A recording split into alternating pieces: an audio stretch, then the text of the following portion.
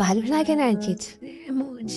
সত্যি কোনো কিছুই আর ভালো লাগার মতো অবশিষ্ট নেই এই জীবনে।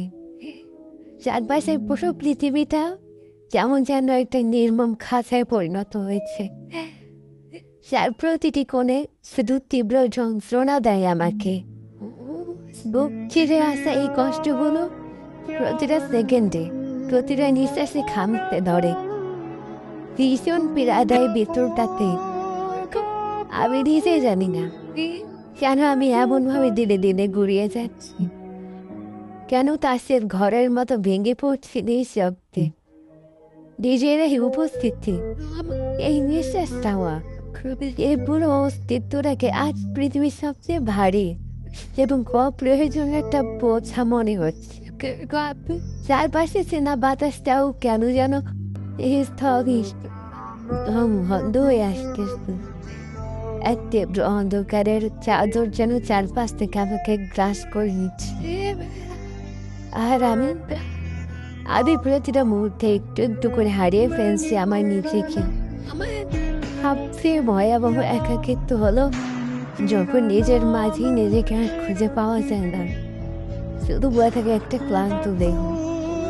এই হারিয়ে যাওয়াটা কোনো সাময়িক নিক নয়, এই যেন এক অন্তহীন আমাবস্যা। মাঝে মধ্যে আয়নার সামনে গেলেও নিজের চেহারাটাকে চরম শত্রু মনে হয়। যে মানুষটা এক সময় হাসত, শব্দ দেখতে জানতো, আজ সে এক জীবন্ত লাশে পরিণত হয়েছে।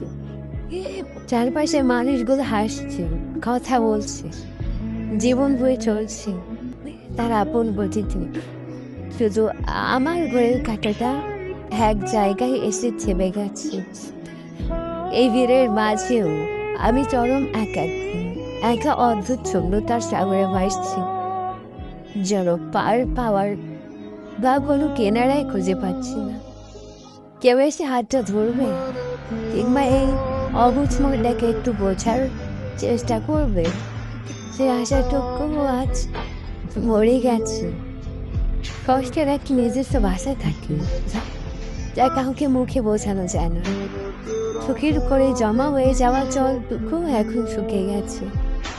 রয়ে গেছে শুধু এক বুক ভরা পাথরের নিরাপত্তা।